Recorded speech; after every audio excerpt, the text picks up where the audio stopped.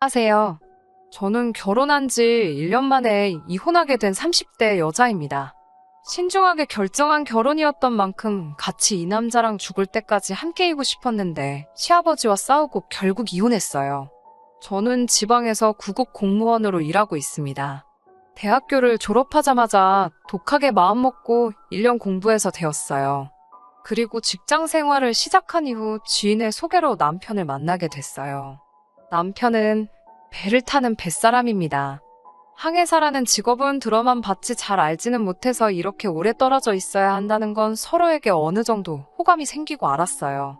2년의 연애를 했지만 남편이 보통 8개월에 한 번 들어왔기 때문에 같이 보낸 시간이 많지는 않았고요.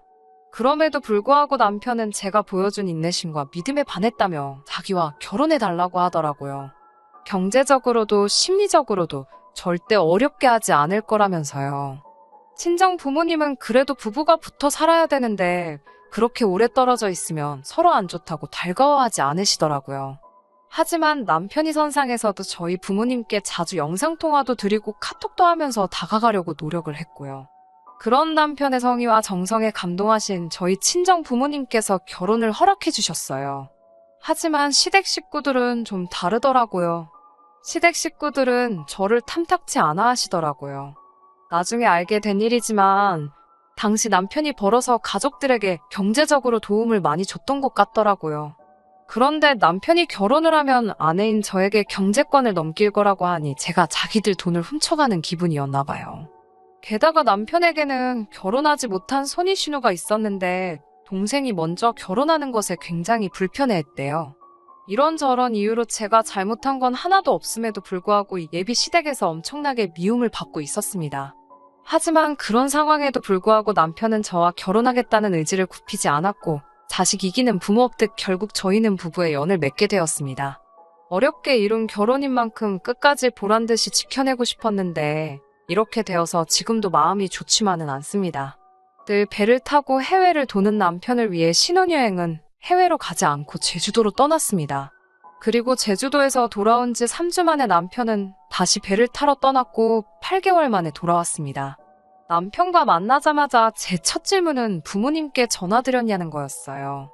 그도 그럴 것이 저희 시부모님은 제가 이틀에 한 번씩 안부 전화를 드려도 언제 전화하는지 벼르고 있었다거나 부하가 났다거나 전화기를 놓고 기도하고 있었다는 식으로 비꼬시는 게 특기시거든요. 사실 남편이랑 같이 있어도 시댁에 전화드리기가 며느리 입장에서는 쉬운 일이 아닌데 남편과 결혼한 지 한 달도 안 돼서 떨어져 있다 보니 전화를 자주 드리기가 참 어렵더라고요. 처음에는 그래서 일주일에 한 번 정도 드렸는데 그걸로 시모에게 엄청 야단을 맞았어요. 그 이후로는 그래도 2, 3일에 한 번은 드리려고 늘 노력하고 있고요. 그래도 한 번도 좋은 소리를 들어본 적이 없네요. 아무튼 얼마 전 사건이 있었어요. 비 내리던 토요일 오전 시부모님이 저희 사는 지역에 있는 한의원에서 진료를 받고 가셨어요. 남편이 직접 모시고 오고 데려다 드리고 점심도 같이 했대요. 그런데 며느리인 제가 전화 한 통을 안 했다고 시모가 화가 많이 나셨던가 봐요. 저는 그때 미국에서 사는 친구가 오랜만에 귀국을 한 기념으로 둘이 1박 여행을 간 상황이었어요. 남편도 잘 아는 친구고 남편도 흔쾌히 다녀오라고 했습니다. 한의원에 오시는 건 미리 예정되어 있던 일이 아니라 저는 전혀 모르는 상황이었어요. 그리고 남편은 모처럼 친구와 놀러 간 저에게 전화 좀 하라고 하기가 그랬는지 자기 선에서 대충 수습을 했나 보더군요. 아무튼 시모가 신우에게 서운하다는 이야기를 했고 신우가 주말인데 부모님한테 하루 주무시고 가라고도 안 하고 그냥 보냈다고 따지려고 남편한테 전화를 했나 봐요. 그런데 남편이 전화를 안 받으니까 저에게 전화를 했던 거죠. 제가 안녕하세요 형님 이라고 전화를 받자마자 안녕 같은 소리 하네. 난 안녕하지 못하고 네 남편 전화 안 받는데 너님은 대체 어디세요? 라고 빈정대더라고요. 제가 당황해서 네, 저 지금 바뀐데 라고 말을 하자 바뀐 데는 반말이고요. 말 끊어먹지 말고 똑바로 하세요라며 저를 다그치더라고요. 그래서 저도 도대체 갑자기 왜 그러시는데요? 라고 물었죠. 그러자 내가 너님 남편하고 통화를 해야 하는데 전화를 안 받으니까 그런데요. 그러면서 언제 집에 들어가서 확인할 수 있냐고 따지듯 묻더라고요. 그래서 저는 일이 있어서 내일이나 돼야 들어간다고 말했죠. 그러자 너님 남편은 너님 산책 갔다던데 또 다른 소리를 하네. 아주 웃기는 애들이야. 라며 전화를 딱 끊더라고요. 그러고 나서는 바로 1분도 지나지 않아 시아버지한테 전화가 왔습니다. 이미 좋은 소리 못 들을 걸 알았기에 내라고 조용히 대답하자. 아이고 내가 네 신우에게 앞뒤 사정을 다 전달받았다며 내가 가슴이 콱 막힌다고 그러더군요. 그러면서 나는 네 부모가 도대체 너를 어떻게 가르쳤는지 뭐하는 사람들인지 참말로 궁금하다고 하더라고요. 거짓말하는 건 네 아버지를 닮았냐 아님 어머니를 닮은 거냐 그러시면서요. 부모님 이야기를 그렇게 하시니 저도 참을 수가 없어서 조근조근하게 아버님 제가 잘못했습니다만 그래도 부모님 얘기는 안 하셨으면 좋겠습니다라고 했어요. 그러자마자 시아버지는 바로 저를 제 이름 대신 입에 담기도 힘든 욕으로 바꿔 부르시며 소리를 지르셨어요. 어디서 그렇게 말대답을 따박따박 하냐며 그것도 네 부모한테 배워먹었냐고 그래요. 그러면서 너는 오랜만에 온 남편을 놔두고 여행을 가냐며 남편이 가라고 네 등을 떠밀어도 안 간다고 버텼어야 된대요. 그러면서 저더러 제 대가리에 머리 대신 똥이 들어있으니 생각이란 걸 똑바로 하질 못한다고 하시더군요. 그러더니 아주 얼굴은 쳐들고 네가 뭐 그렇게 잘났냐고 혼자 생난일을 치시다 전화를 끊으셨어요. 정신이 쏙 빠져있는데 이번에는 남편한테 또 전화가 오더라고요. 시아버지가 원래 욱하는 성질 있는 것 너도 알지 않냐면서 자기가 수습한다고 잘하겠다고 하더라고요. 친정 어머니한테 이 이야기를 전하니 친정 어머니도 어른들이 원래 잘 안 바뀐다고 그냥 가서 듣고 있다가 죄송하다 노력하겠다 하고 나오라고 하시더라고요. 억울했지만 친정 어머니 조언을 마음에 새기고 여행에서 돌아오자마자 시댁으로 향했습니다. 그래서 시댁에 도착하니 대뜸 시아버지가 그래 네가 여행을 남자랑 갔는지 여자랑 갔는지는 모르겠지만 다 이게 네 친정에서 너를 똑바로 못 가르친 탓이라며 시아버지가 저희 부모님을 따끔하게 혼내야겠다는 소리를 하시더군요. 듣고 있기가 너무 거북하고 화도 나고 미치겠더라고요. 신우가 저를 싫어해도 제가 먼저 다가가는 게 맞다면서 윗사람 섬길 줄도 모른다고도 하고 한마디 대꾸라도 하려다 친정 어머니가 그냥 듣고만 있으라 하신 말씀이 생각나서 참을 인자 몇 번을 가슴에 새기며 노력하겠다고 잘하겠다고 했어요. 그러자 말만 번지르르한 사람치고 잘하는 사람 본 적 없다고 그냥 그런 말뿐인 말 하지도 말라 하시더군요. 그래도 그나마 남편이 저 대신해서 그게 아니고라며 해명이라도 할라 하니 시어머니는 어디서 빨래방망이 같은 걸 들고 와서는 남편을 패려고 하더라고요.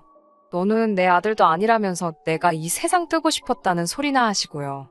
그러더니 대뜸 돈 관리는 누가 하냐고 물으셨어요. 제가 하고 있다니까 공무원 나부랭이가 그렇게 큰 돈 벌어나 받냐면서 네가 뭔 재주로 관리를 하냐고 소리를 막 지르더라고요. 제가 남편한테 어떻게 좀 해보라는 식으로 눈치를 줬지만 결국 자기 부모님이라 그런지 강하게 못 나가더라고요. 그런 남편을 보고 있으니 나는 평생 이 언어폭력을 견디며 살아야 할 수도 있겠다 라는 두려움이 몰려오더라고요. 남편마저 저를 지켜줄 수 없다고 생각하니 더는 버틸 수가 없었고 그래서 자리를 박차고 일어났습니다.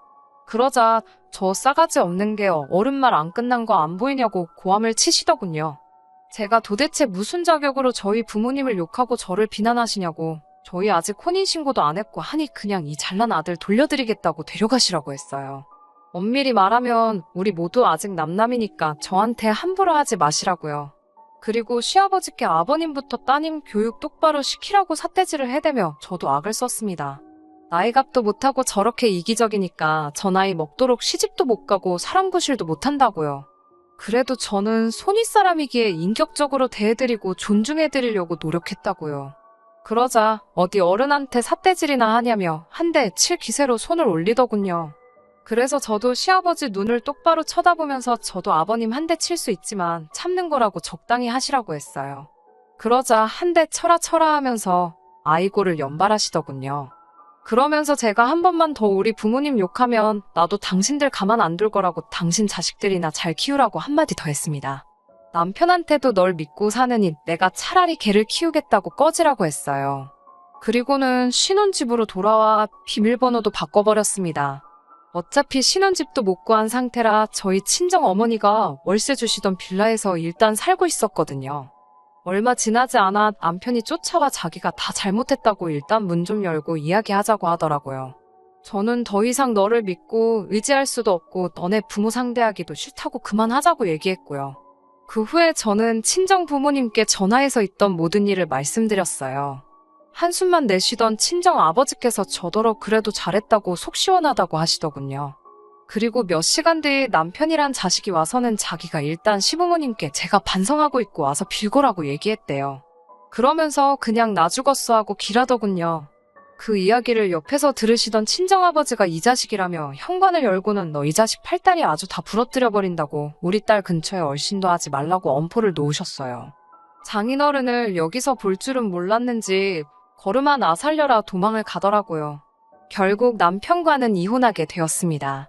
남편은 어떻게든 시부모님과 연을 끊고 살 수는 없다는 거였고 저는 그렇다면 어쩔 수 없다는 입장을 고수한 탓이었죠.